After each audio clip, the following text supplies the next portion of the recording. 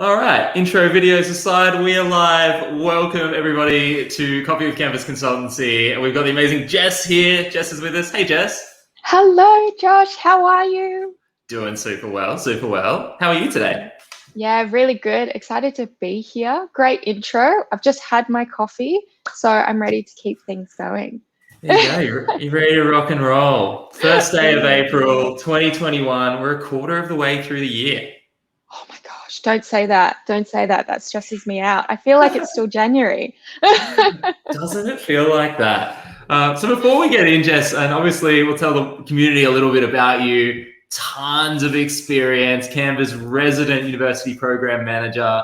You've been working with early talent to grow the very first internship program and welcome over 80 graduates to Canva this year alone, and it's still growing. Jess, tell the world, if you would, a little bit about what you do and why you do it. Yeah, of course. So I resident university programs manager. I think I'm super lucky. I feel like I have one of the best jobs ever, creating opportunities for early talent across Australia. Canva's on this crazy big journey. You know, we're doubling our engineering size alone this year, and that means more opportunities for our amazing talent at Canva. So I look, a day in the life is speaking to all of these keen students. It blows my mind with, you know, they may still be at university, but they're so switched on and so eager to start their careers. So it's so much fun being able to speak to them. So look, in the words of Melanie Perkins, we are only 1% of the way there. So there's so much happening in the uni program space. So keep an eye out for sure. That's awesome. Jess, I wanted to chat to you a little bit today about, as people think about transitioning from that uni space to the workspace, or even all of us who are in the working space, one of the biggest changes that's happened in the last year is this working from home culture and people figuring out, how do they do that? How do you thrive at home? How do you set up the camera? How do you get the lighting right? Like, how do you do this whole thing? So I wanted to throw it over to you. First question of today: when we're in this culture, what are the skills that you think people need to develop to thrive at home? Yeah, absolutely. Look, we will never farewell the cats walking in the background, people walking through your green screens, but there are some skills you can control and ensure you really thrive in this new work from home culture. One thing first is definitely networking.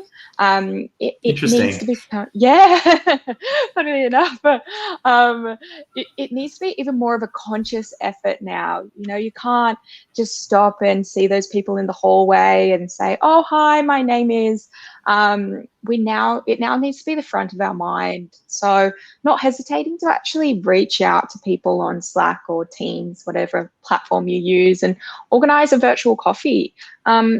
Ask for mentoring opportunities. So you're actually getting to know them as people, and you're building your own network within your community.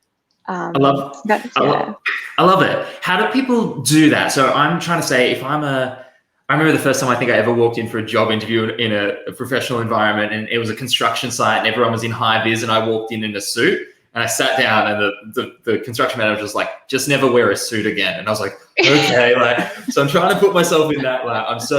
I'm going into a job, I'm nervous. How do you get that confidence to reach out to someone who you've maybe never even met and say, hey, can we have a call or something like that? Yeah, look, well, Josh, but always better to be overdressed than underdressed. I think perfect is to just introduce yourself. You know, we're all actually humans. If I was reaching out to someone, I might say, hey, my name is Jess. I'm working in the university program space. I've seen you've been at Canva for a while. Would love to know what your journey has been like and some key learnings along the way. So you've introduced yourself. You've identified why you're reaching out and why you're determining that person. You know, people are happy to talk about their journey and share. It sometimes is intimidating, but you know, you've just got to do it sometimes. It gets easier. I like that. I like your point too around, tell me about your journey. We always tell students, like, be the most interested person in the room when you're networking. So to have people talk about themselves, I think is a masterstroke. That's cool. Yeah. Have there been any things that you've heard across the office? Obviously, so many employees from so many backgrounds doing such cool and creative stuff. When it comes to working from home, and it can feel like you're stuck in your bedroom a little bit. If you're that sort of person who likes bouncing ideas off someone, how do people find a way around that? How do they find a thought partner or a buddy to get some creative time in with? Yeah, absolutely. Once again, drawing back to kind of that clarity piece. And, there are amazing platforms that you can still brainstorm online. I'm going to plug Canva here. So we have created some cool brainstorming tools. So jump on a Zoom call and say, hey, I would love to brainstorm this with you. Here's our platform that we're going to use. So just jump into a Canva design. Also, if you're quite new still, ask if there's anyone that should be invited along that you've missed off the invitation, because you're probably reaching out to people who have been at the company for that little bit longer, and they're going to go, oh, well, X has just done a project, had lots of learnings, I'm going to invite them in. So just creating kind of that network again, but just showing your initiative. If you're coming along to events like this, you clearly have that initiative. So just bring it into the workplace. I love it. That's brilliant. I wanted to, knowing that today we've got 7 amazing guests, actually, we've got just over an hour. Hello to everyone. We're going to be tackling how to get a job, how to stand out from a bunch of different angles. I have a second approach I kind of wanted to ask you about today, and that's remote versus office working for staff. So big question, as people are starting to come back, adjust, do we stay at home forever? Where does that land, and how are you and the Canva team thinking about it? Yeah, absolutely. Look, I think even prior to last year with the big shift home, Canva always had a flexible working approach. There wasn't the expectation that you had to be at your desk to be thought of as working. But, as we come even more remote, I feel moving forward, going into the office, it's for that purposeful reason. We all can have that focus time at home, but there's nothing that's going to replace that kind of in-person brainstorming and networking and things like, we had our annual pooch day this week, so all the Canva dogs were invited in. There's lots of April Fool's jokes going on at the moment in the office. And it's just that kind of sense of culture and community that you do miss once you do feel stuck at home, working in your bedroom. But there is so much value in having the opportunity to work remotely. So for the Canva team, I think it's going to be that hybrid moving forward. Still investing in our beautiful offices and collaboration space, but also identifying that people love flexibility. We're hiring engineers from all across Australia now, so they're able to have that skill set. And then once or twice every 3 months, fly to Sydney, have a great team culture, and continue working remotely after that. So yeah, that's how we're approaching it. I love it. Jess, I want to be really respectful of your time. Really thank you for coming on today. I've got one final thing for you, and a new segment that we're going to introduce is a fill in the blank. So I want to throw it over to you and put you on the spot. In your own words, sentence, thought, a great career is what to you? Getting paid to do what you're passionate about. I love that. Yeah. But the students on the other end are like, yeah, that's what I want. Yeah.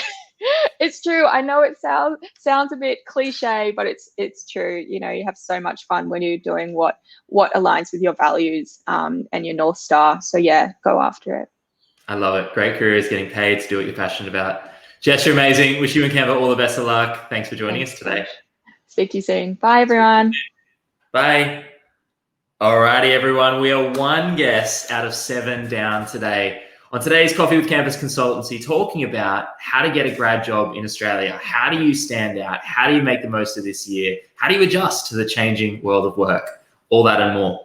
So today, if you are tuning in and listening before we bring on our next amazing guest, we'd love for you to pop a comment below. If you have a thought, if you have a question, if you're watching on LinkedIn Live, Facebook Live, let us know what you're thinking about and pop your top question below. And we'll introduce our second guest for today. Hi, Josh. How are you? Hello, everyone. How are you? I'm great, thanks. That is so good. How's your morning been so far? I guess you're in the early part of your afternoon now, right? No, I'm in Melbourne, so it's, oh yeah, right, it's after 12. Yes, exactly. Early afternoon, sure. Early afternoon, right? 10 minutes into the afternoon, I love it. And a quarter of the way through the year, craziness. Oh, I heard you say that to Jess. I'm with her. You have to stop saying this to people. It is too scary. We can't be having that. It is scary. And look, let's do a terrible segue into what I want to talk to you about. What is also scary is landing your first role in tech. And as a career coach, obviously, there's some expertise there. And I'd imagine when you work with people, it's helping them overcome some fears and also some practicalities of the role. So I'd love to know from you, what does that involve? What is a career coach if someone's never had a session before? Excellent. So if you are studying at General Assembly, you are very, very lucky because you have an allocated career coach from day one. So while you're learning software engineering or UX or data science, you also have someone teaching you to write your resume, what the industry expectations in tech are around that. Same with cover letters, your portfolio website, how to network. So going back to what Jess was saying, networking. And to your point, scary. Networking is usually the thing that people in tech are the most scared of. There's a big, passion for attention to detail and tech and, new tools and really digging in deep into that world. But speaking to people is moderately terrifying. So that's a lot of what we work on. It is terrifying, and it's terrifying as someone who's extroverted. I can only imagine too, if someone's a little bit more introverted or even just new to the space, they're new to upskilling or they're re-entering a career or they're adjusting. So first question I wanted to throw at you today is if you are a little bit more introverted or just nervous in general when you're in that job application process, what can people do to get over those nerves or move through it? Absolutely. So if you identify as an introvert, which clearly Josh and I, it's not our thing, but that's okay. If you identify as an introvert, what that means is where you get your energy from is being alone and having alone time.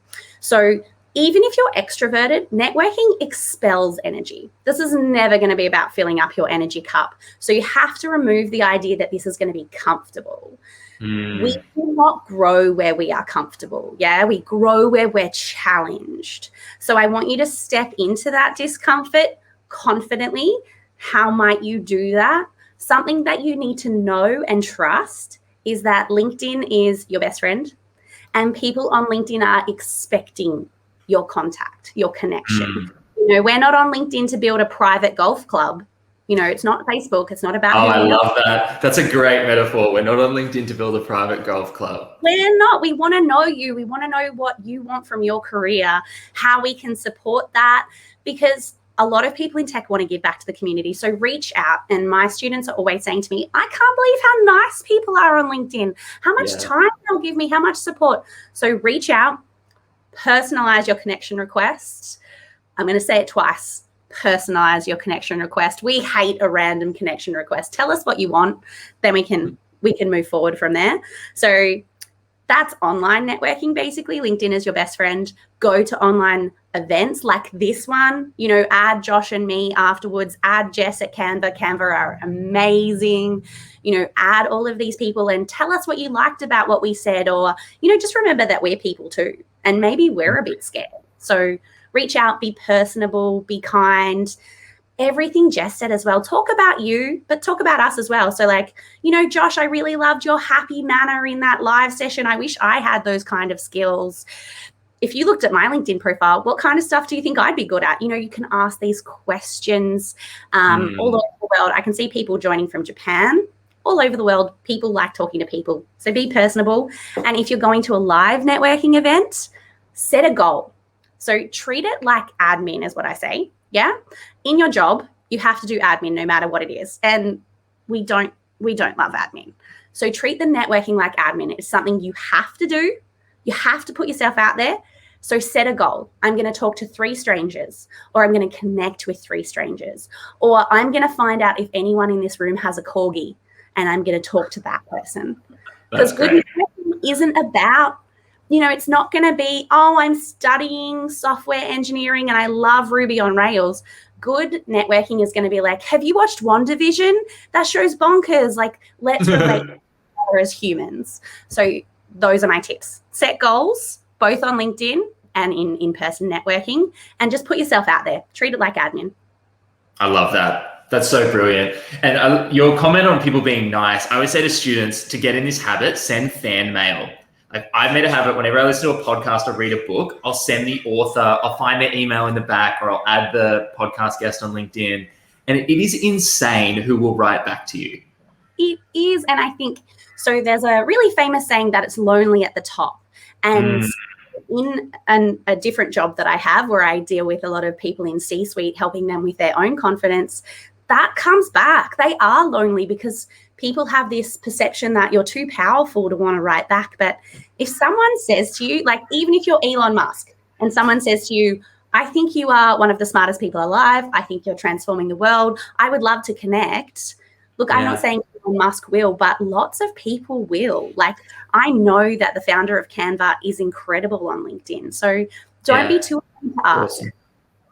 That's cool. It's funny you use Musk as an example. Ashley Vance, who wrote the book on Elon Musk, was one of the people who wrote back to me on LinkedIn, which is so funny you use that example. Like this is a person who literally wrote the book about Musk, like spent time with him and was like, oh, I'm so honored you read my book. I'm like, really? Like just a random guy. So, you know, that, and I think that makes you feel, you know, when I did it 3 or 4 times, I was like, oh, this is like a cool trick. And then I was like, if I want to learn anything, I can find someone who's done it, message them, and get over that fear. It's a great point. To your point, we are all just random people, right? Yes. So like the founder of your favorite business probably doesn't think they're that big a deal because they also cook dinner and scrub their toilet, right? Yes. We're all just random people. So don't be afraid to connect on that human level.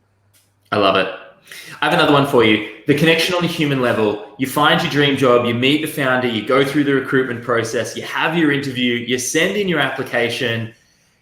Do you follow up or not? How do you follow up when you're at that, you're there, you're nervous, you're waiting to hear back? What do you do when you're in that crazy spot? So follow up. What I want to tell you is about 5% of people follow up.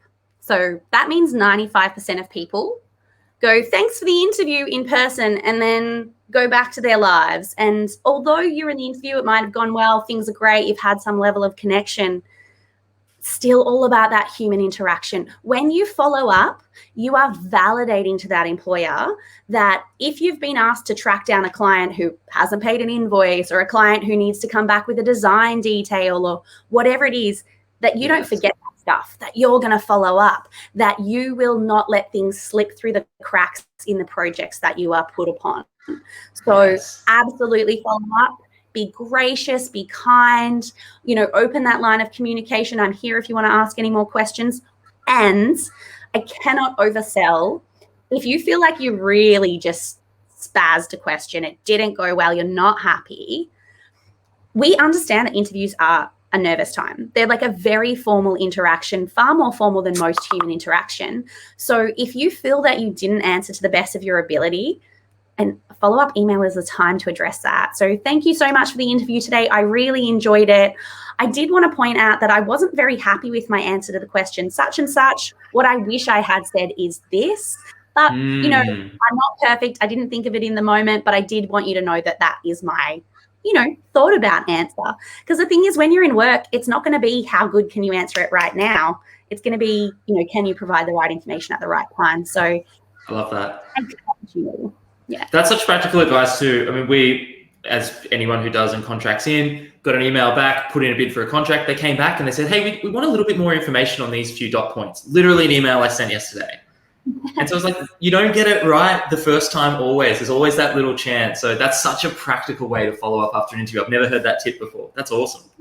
And I think, like, if you can reflect back at someone, so think how you felt when the author said, I can't believe you read my book. Yeah. You know, you could even say, the insight into the culture made me more excited to work here. I really hope I get the opportunity. That goes a long way, because particularly if you're at university, if you're studying at General Assembly, if you're new to a career, you're not competing in the technical skill set. That's just the reality. What you're competing in is enthusiasm and motivation and the positive mindset you can bring into a team. So there's a Google study called Project Aristotle. Team cohesiveness is the most important thing for a productive business. It's basically what we found. So if you're going to come in and make that team gel better because you're so happy to be there and because you're so supportive and you're a great communicator, that is worth gold to a business. So show us that in your interview and in your follow-up. I love it. I love and appreciate your time. I've got one final question for you. Putting you on the spot, the best advice you could give to someone looking for a job in 2021, what would it be? I want you to be you. So some people will say authentic. Some people will say true. I don't care what word you use. I want you to be you, and I want you to know who that is. So write a cover letter that is dripping with your brand. Write applications to businesses that aren't advertising to say how much you love and admire them. Be you, put yourself out there, and that way you can guarantee you're going to get into a team where you can talk about your favorite show, wear your favorite clothes, and be your entire self at work all day long. And that's the best feeling in the whole world. You're amazing. Thank you for your time today, and thank you for your brilliant advice. Thanks, Josh. I'll speak with you soon. Bye. Amazing. We're 2 guests in, 5 more to go today. As you're tuning in and listening, if you're thinking about how do I get a job? How do I stand out? Do I follow up? What if I'm introverted? We're answering all those questions and more today. And we're going to keep the questions coming and build on that last point, going straight into personal brand with our next guest, Mita.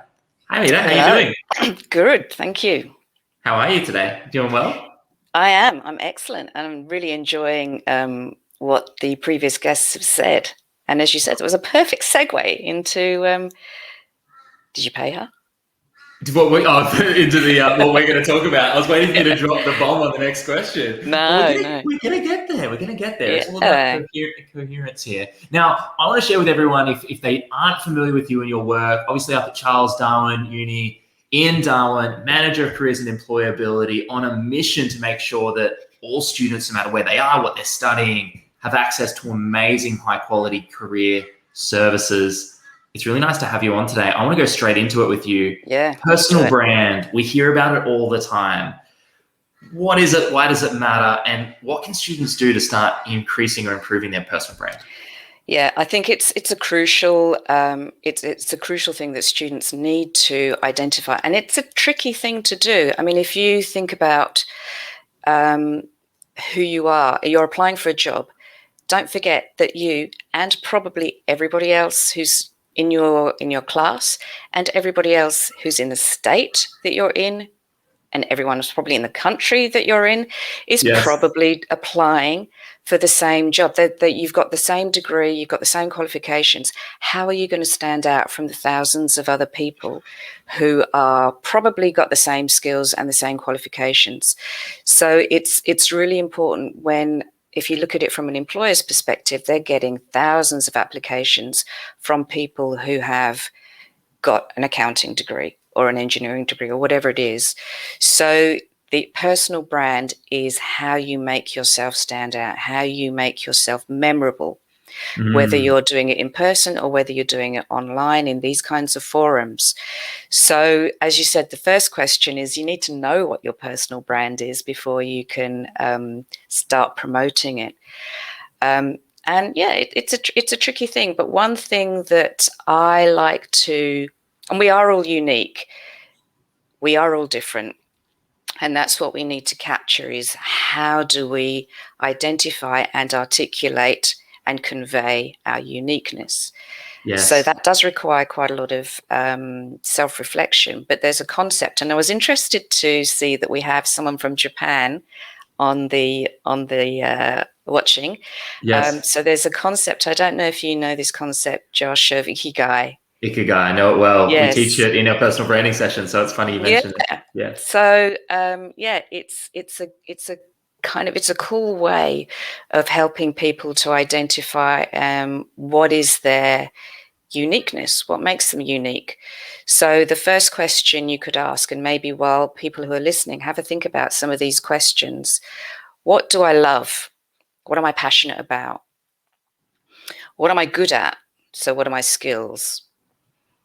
What does the world need? So how can I contribute? And what can I be paid for? So those are the four big questions, and where they intersect, if you think about a Venn diagram, where they intersect is what this concept of ikigai is. And they're all different because yeah, great, perfect. I was wondering whether we could show that. We can see how good my so editing skills are on the clever. fly. Well done, Josh.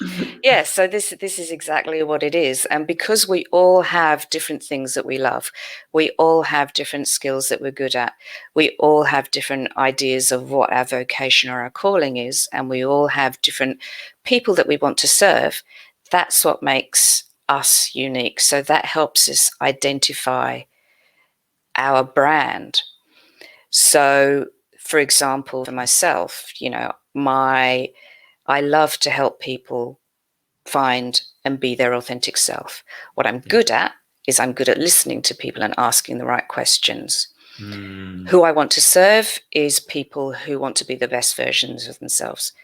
And my vocation, I'm choosing to do it in a university setting at the moment. So that's my unique selling point. And then the way to show your personal brand, there's a couple of things that I like to do, is to think of a metaphor. And again, this doesn't come straight away. I like where you're going with this. This is good. This is good. So for me, my metaphor, if somebody said, what is it that you do? I'd say, Josh, I'm a gold digger. And you'd go, what? You're a gold digger? You'd remember me though. And then I would say the reason why I'm a gold digger is because I believe that everybody has something precious inside them, that sometimes you need to dig for it. And as in my role as a careers consultant, I have to dig through stuff. That's but so I believe good. that everybody has gold inside them. So that's you'll remember yes. that. Yes. You'll forget my name. That idea. I'm going to try to figure out how to teach that. Like, how do you imagine that learning experience where it's like, find your metaphor. Like, what is it? What are you doing? Who are you? How do you show up? Because metaphor is so powerful because we can relate to it and it's memorable. Sometimes we have that at campus all the time. What do you do at campus? All of these many, many things. Yeah. But when you have that metaphor, I love that. That's cool. It is. And it's, you'll forget my name, but you'll remember she's the one who said that she was a gold digger. And the other way to, once you know what your metaphor or your brand, mine for diamonds. Perfect. There you go. I love that. So, and another thing is story. People remember stories. So it's a narrative of, maybe where you started. So for example, for me, if I say to you, I'm a manager of the Careers and Employability Service at Charles Darwin University, you're probably going, yawn. Whereas if I said... That's not true. I know what you mean, but you're being too harsh on yourself. Well, it's not the most... It's not a memorable story. Right? It doesn't have that. Yeah. No. Whereas if I said to you, my previous career, I was a dentist. I was a dentist because my parents kind of expected me to do that because of my culture. I practiced dentistry for 15 years. I hated it. Then I decided that I wanted to make a change. And now my journey is helping other people who are feeling a little bit stuck, feeling pressure to do something, to step out and have the courage to find their own way of being in the world. So that's more memorable than I'm the manager of careers and employability. So it's telling a story. I like it. So those are kind of the two ways that I like to help students promote their personal brand once they've identified it. Those are super helpful things. And I want to close the loop on one final question with you here in the last minute or two we have together. Students say, okay, that sounds amazing, but how do I do that? Who can support me? Where can I go? Even if it's within the Charles Darwin context, why should students reach out and get involved with their career services to answer some of this stuff?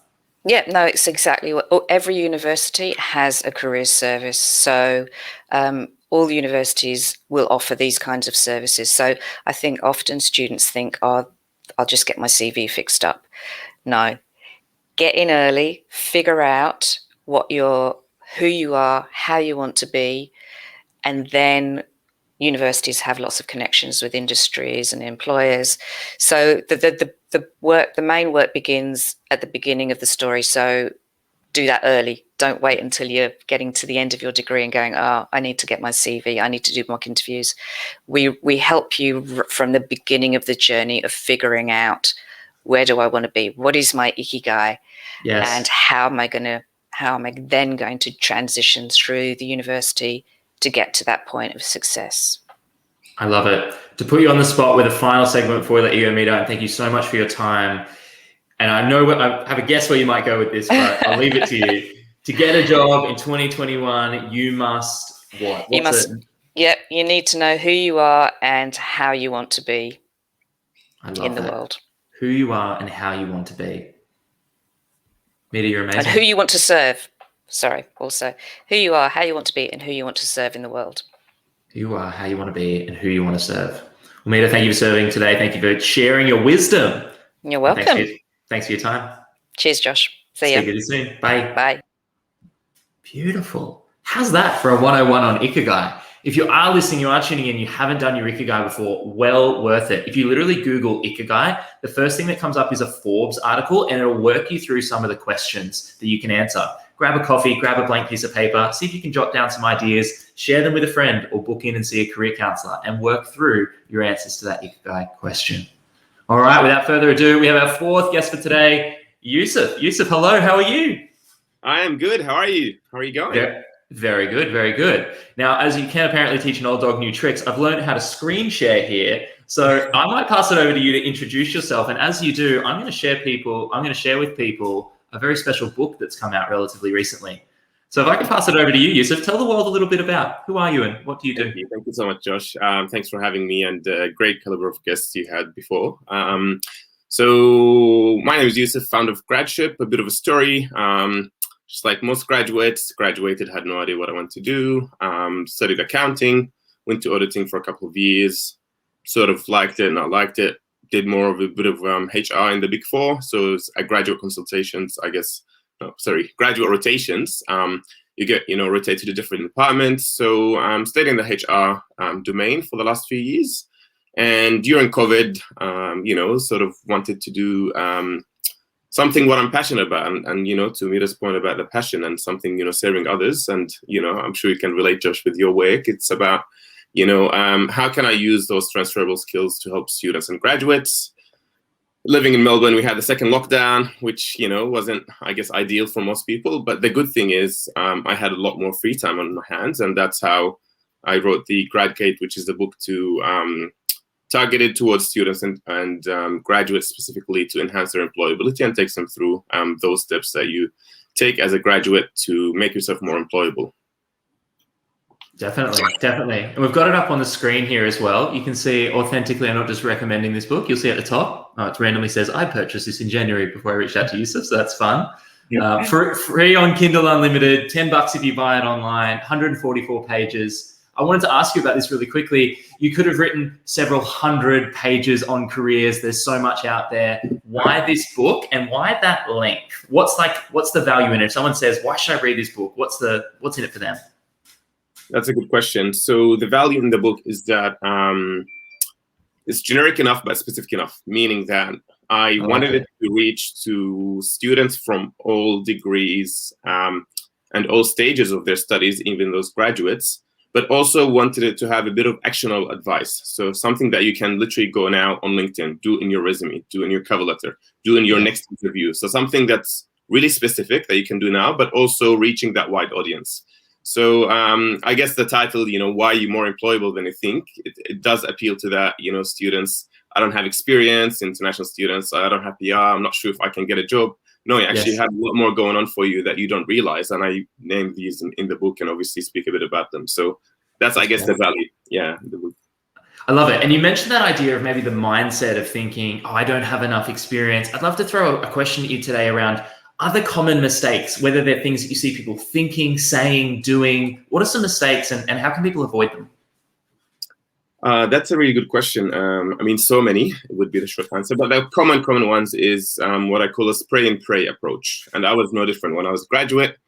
got my resume, got my cover letter, got LinkedIn, and go and seek every day, do 100 or 200 job ads, go on LinkedIn, and thinking that's going to get me a job. Now, it might, of course, in certain circumstances, but as a strategy, spraying and praying is not a good one, right? Because more often than not, you're not really submitting quality applications. You're not getting to know the people that you're dealing with. You don't know much about the industry.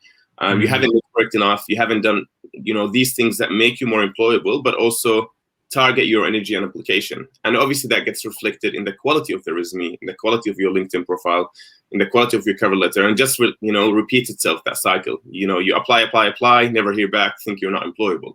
Well, the whole approach is, shouldn't be this way. You should focus your energy, even if you submit just 1 or 2 applications per week that are high quality, that will more, that is more likely to land your job than, submitting that, 200 applications a week or so on. So that's the most common mistake, is that not targeting your energy towards a specific industry or specific job, right? And I know for students, especially those, I guess, who come from a business background, because you can go into so many different things, and you're like, well, I don't know what I want to do, and that's okay. No one knows exactly what they want to do 100% of the time. So the way to go about it is, being involved. Be involved in those LinkedIn groups. Network with professionals. Go in networking events. Ask your career counselor, like the career services that universities have. Every single university has a career service. Ask these questions. What can I do with my degree? Where can I work?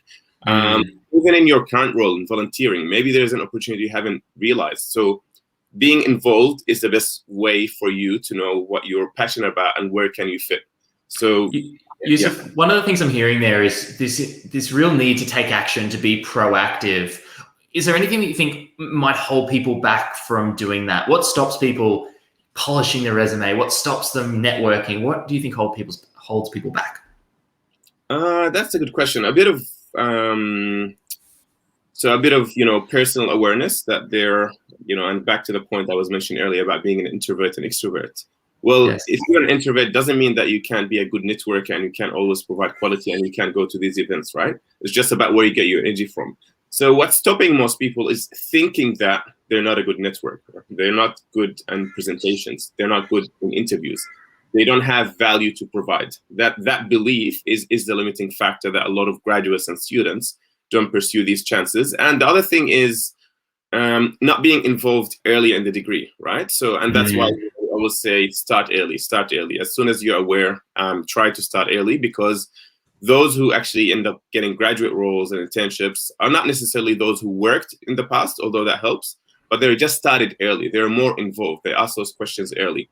So I guess, it's a bit of a cycle. So not being involved on campus, not being involved in your studies does mean that you will be more hesitant to get involved when you graduate. So as soon as you can, just get more involved. That would make it easier for yourself as a graduate. I love that. And there are some great tools out there. Seek has a volunteering platform. You can find like volunteer roles that are all online, the uni, the student clubs, being a mentor and ambassador. There's a lot out there. So yeah, definitely I can hear that message and resonate with it as well. Yousef, I want to sort of blend two things. I wanted to ask you another question, but I think I want to leave it as like your final comment. So feel free to expand on this or jam on it for a minute or two. But one thing that you mentioned there of, the spray and pray being a mistake, you just send out 1 million generic resumes. What makes a great resume? If every great resume included one thing, like what's the X factor? The X factor is relevance. It has to be relevant to the job. And this is the most common mistake I'm seeing in resumes, and I was no different when I graduated. I would have 3-4 pages of everything I've done in my life, whether it's volunteering, school captain, everything, just chuck it in the resume. For the job that you're applying for, that is not relevant. So relevance is the key for a good resume. I always call it the 3 R's test, and that's something I talk about in the book. Relevant, readable, reviewed. So yes, it can be relevant, but has to be readable by a software, not many headings, not many funky, no photos, that sort of thing. Readable by a person, but more importantly, it has to be reviewed.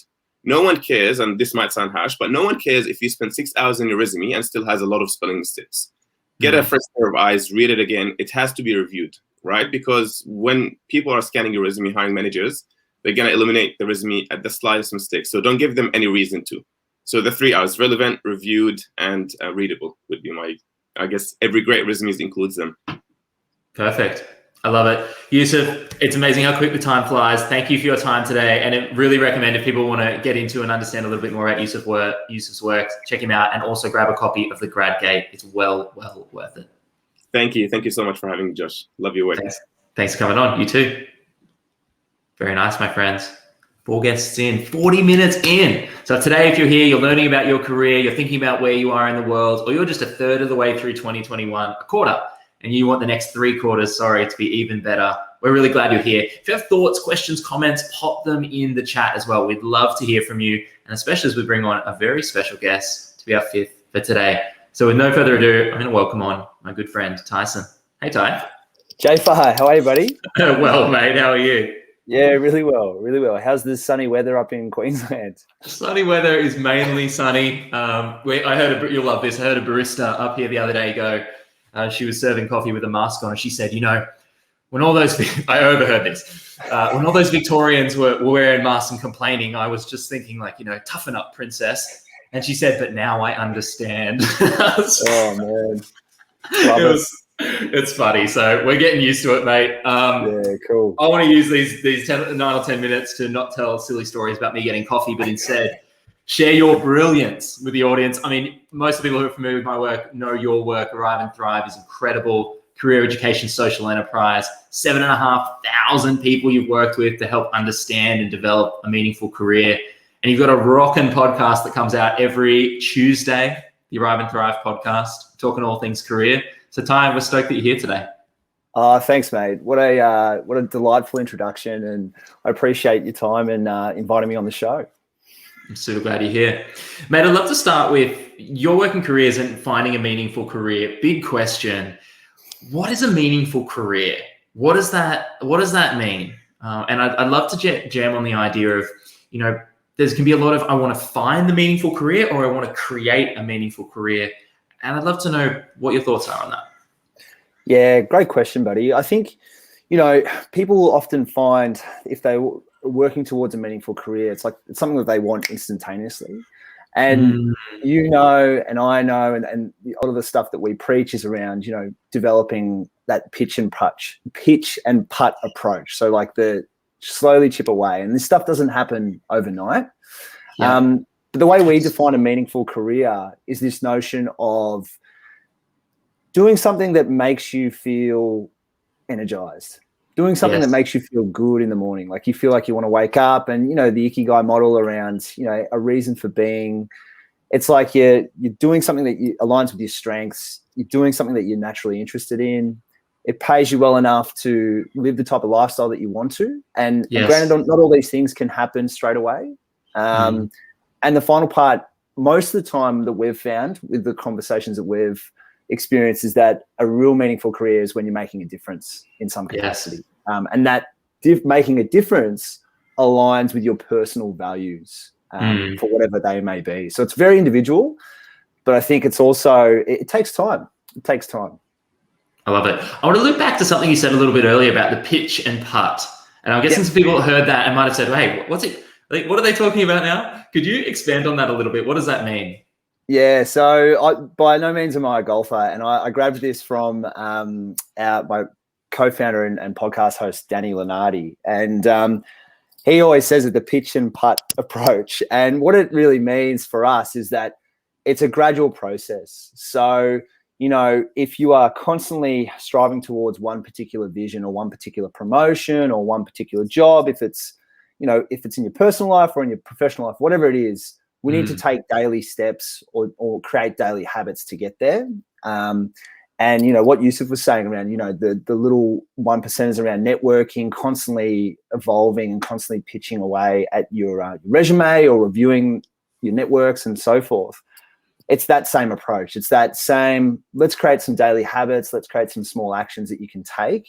And you may not necessarily know what your grand vision is just yet, but it'll probably unfold through taking action. And that's what we're really big on in terms of preaching, is just getting active and getting out there, having conversations, listening into great resources like this or podcasts or reading books or whatever it is. Just make sure that you're in motion and on your journey to discover what it is that you actually want.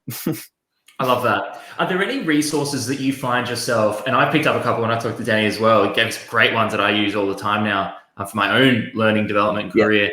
Are there any resources you find yourself regularly sharing, referring to people? Yeah, I think lately I've had a bit of a pivot on some of the stuff that I've been preaching. I think that came out of COVID. We had a couple of guests on our podcast make mention to the notion of like financial security and financial freedom to make a career change or to make a career pivot. Okay. And it's a really interesting concept because I think whenever you're either trying to enter the workforce or trying to transition to a different job, there's a level of risk that comes with that, especially if you're taking on a new role that you're unfamiliar with and so forth.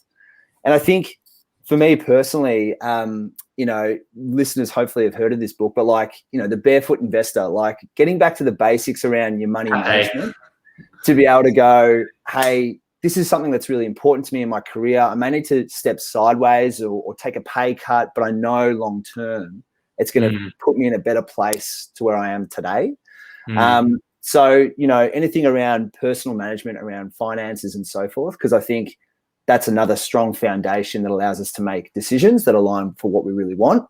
But another really good one, designing your life, the career design principles, be curious, try stuff, know it's a process, reframe, and ask for help. They're probably the main two cornerstones of what I preach. And, just a good fiction book or resource to get the imagination flowing as well. I like that. It's really interesting you mentioned like the Scott Pavey and the Barefoot Investor. I think with the finance and the mindset stuff, it's a game of and, not or. I think there's read Napoleon Hill, Think and Grow Rich, understand it's all in your mind, and split up your bank account into your bills and your travel and your fire funds and all that sort of stuff. Like I think you can play both sides. Like I'm going to think big, set big goals, and actually when I get my paycheck, I'm going to make sure, I always say to students, it's like a shoebox.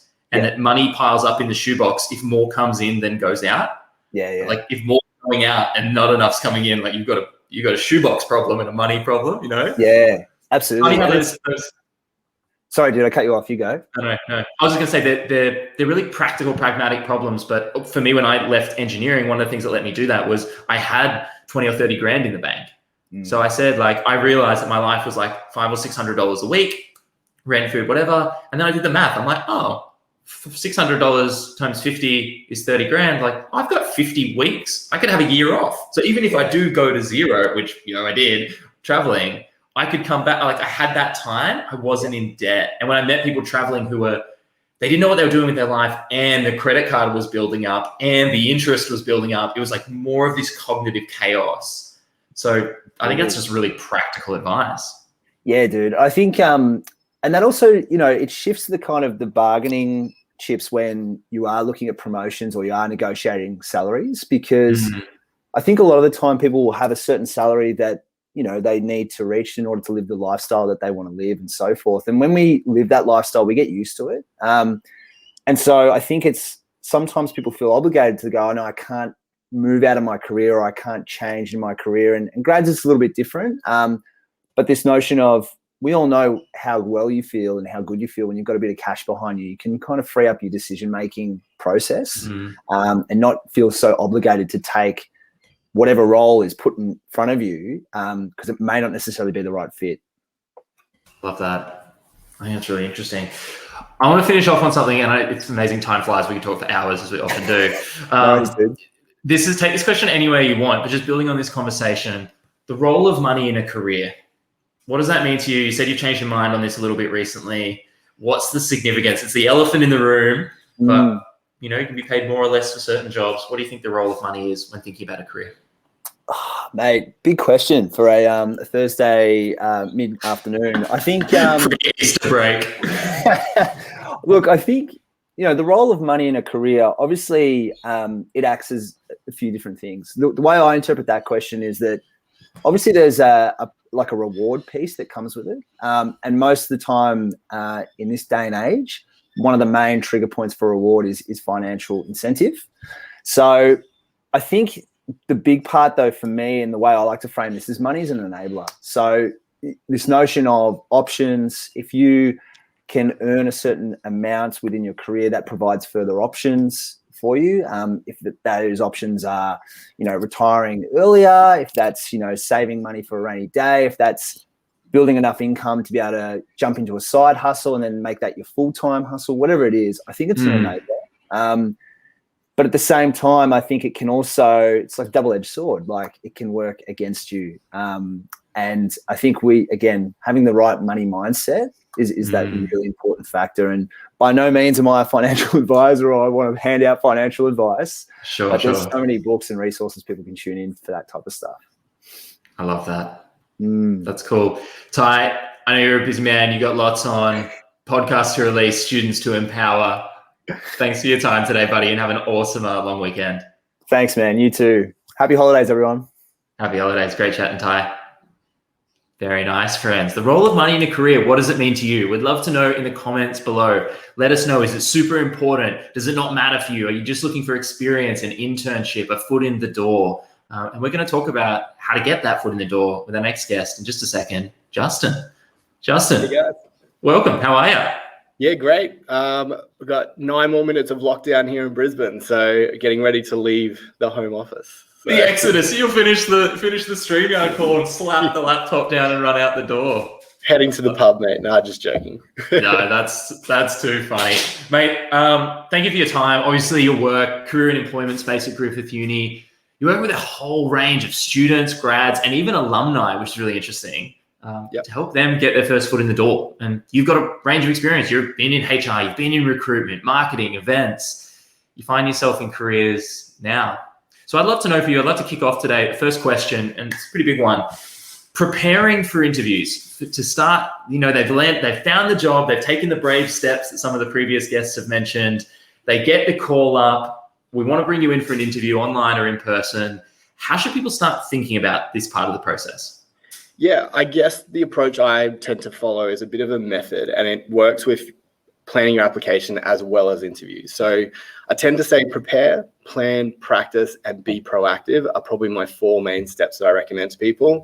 Obviously, with the prepare stage, it's about doing your research. Do it online, do it in person.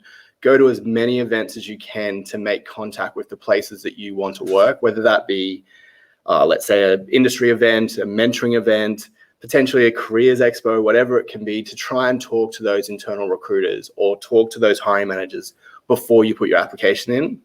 The reason that's so important is you can sometimes test out whether it's somewhere you want to work and find out a little bit more about the organization. Once you've done that, it's all about getting your plan together, working out who you want to apply to, whether there's a grad role you want to apply to, or whether it's an organization that you need to directly approach so that you can get yourself out there and you can really apply yourself to that role.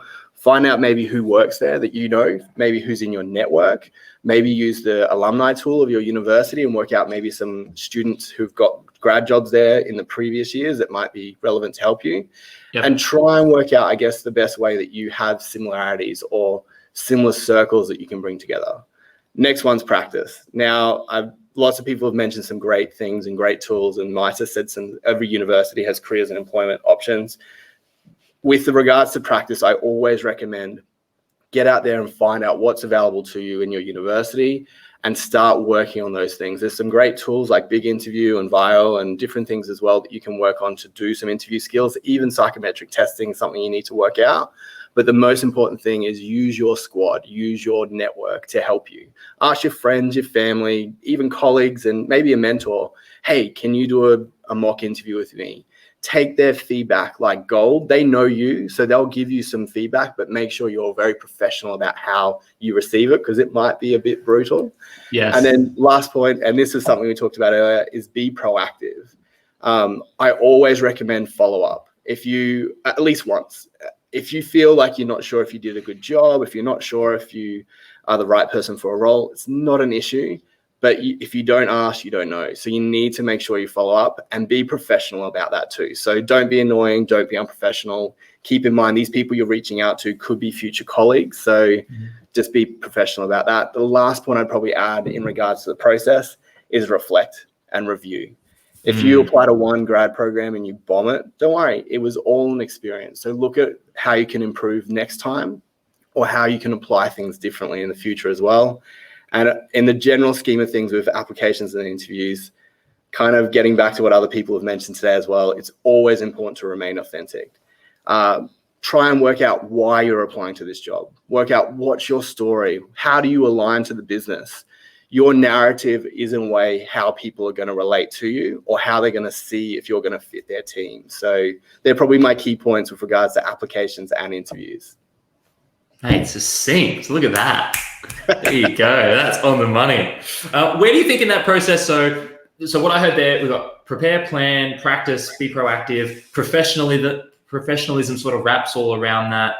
You can point this at the wrong job, right? You can get really quick at getting the wrong job. So you've got to be authentic. And of course, you've got to reflect and learn from the process. So I can see you making a great little graphic thing here, better than I can imagine it. Where in that process do you, in your experience, have you seen people get caught up or make mistakes? Where do they get stuck?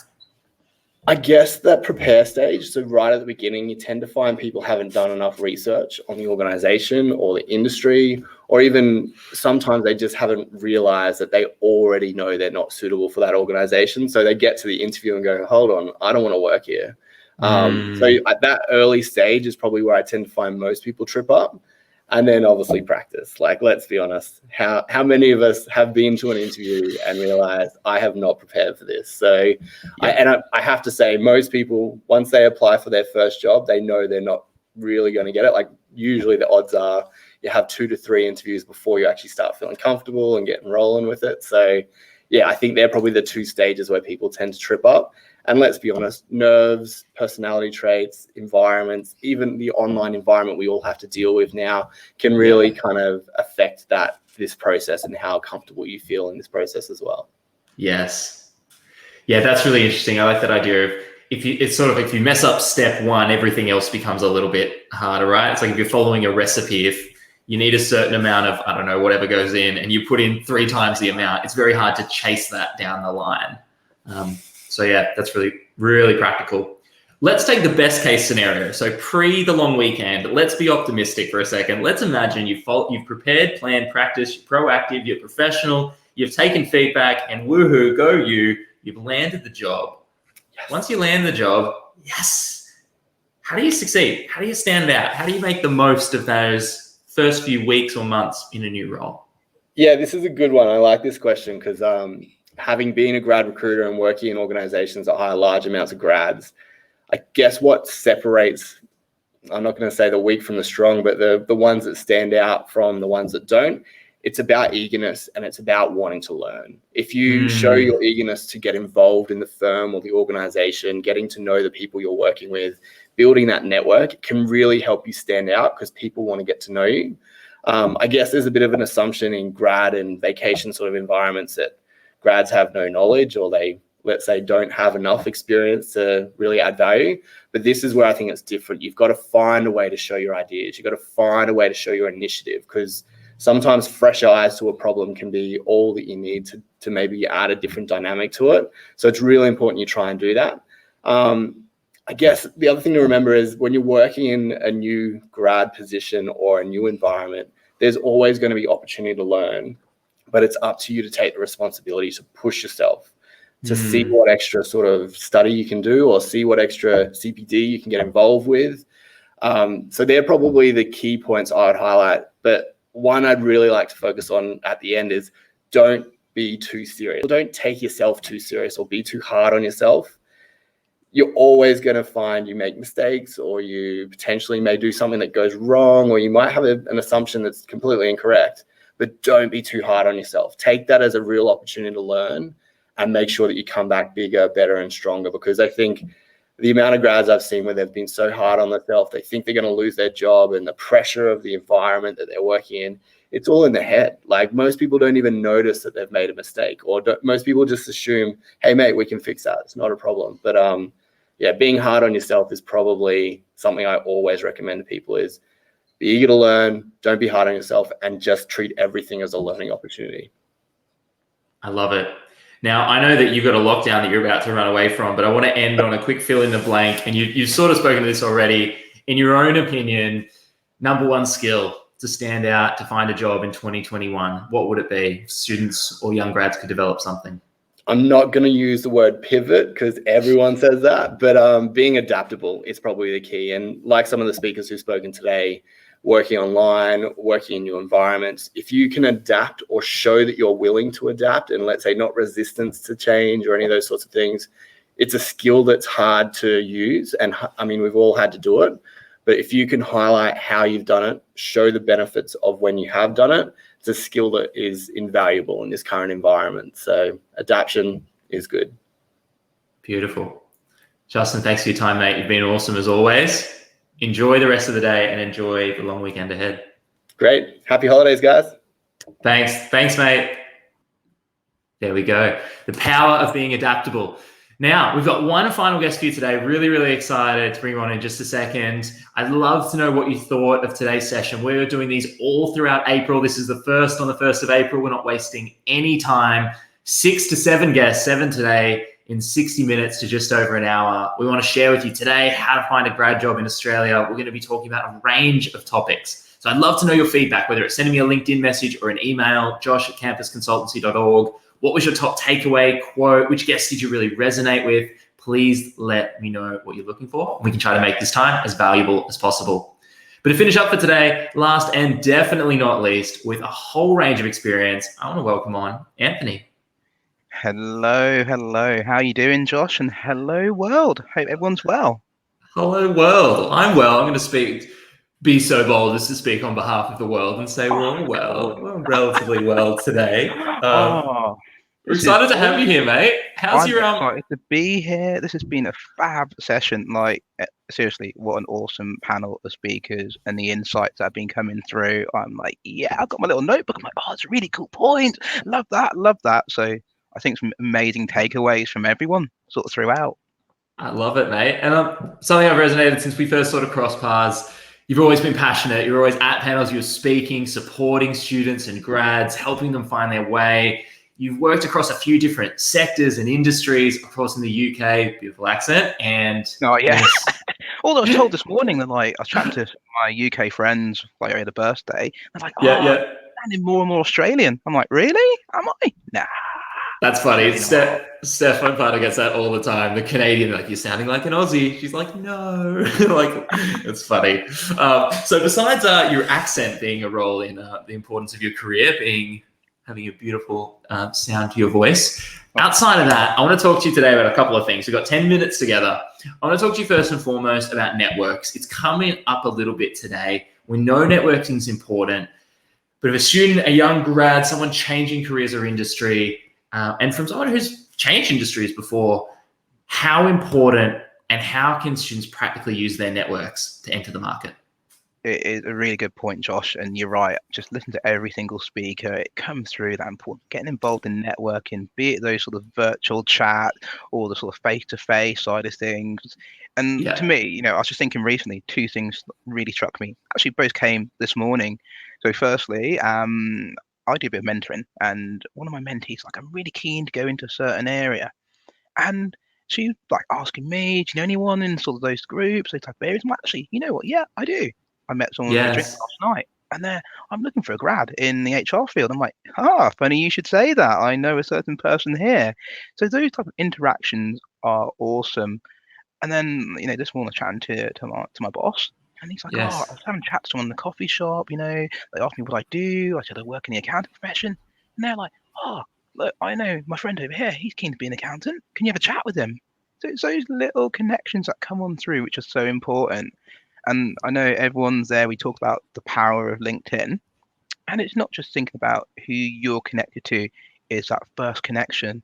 It's like, who does that person know? Who, you can go look at your friends like, oh, actually, I'm really interested in X company, but I've got no one in my immediate network. But this person here is connected with someone at that organization, and they can bring that into you. And you talk about my personal experience. So one thing that really stood out to me was, throughout COVID, had a lot of impact across a wide range of sectors. I was made redundant from my job. Amazing, the power of networks. So many people reached out to me and like, hey, mate, we've seen that you've lost your job. Anything we can do? Oh, I can put you in contact with X person, this person there.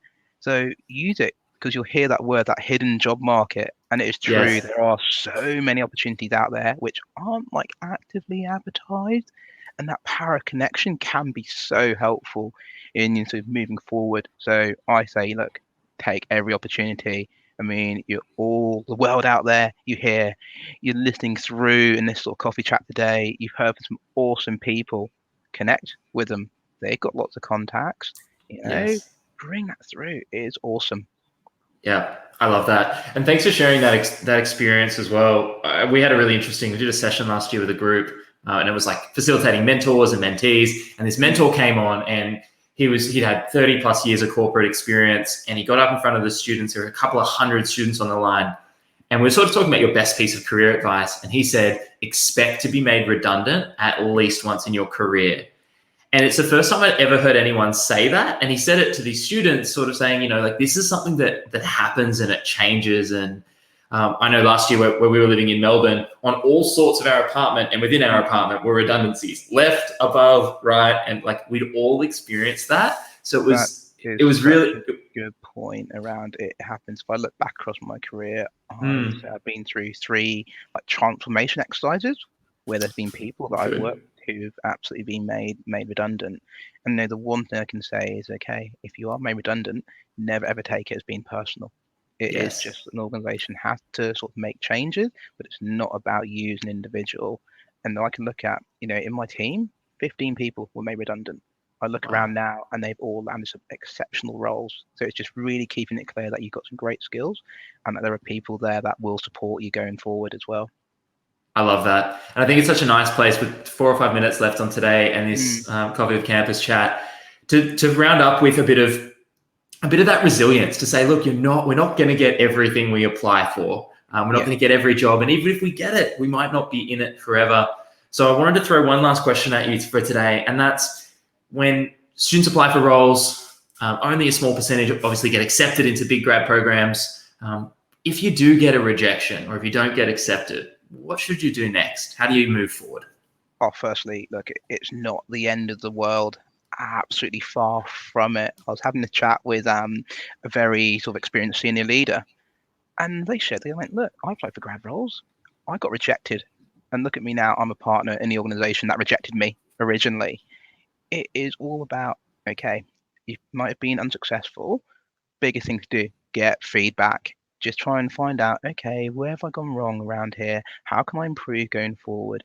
Take it on board and just apply again. Where can you go and develop further skills?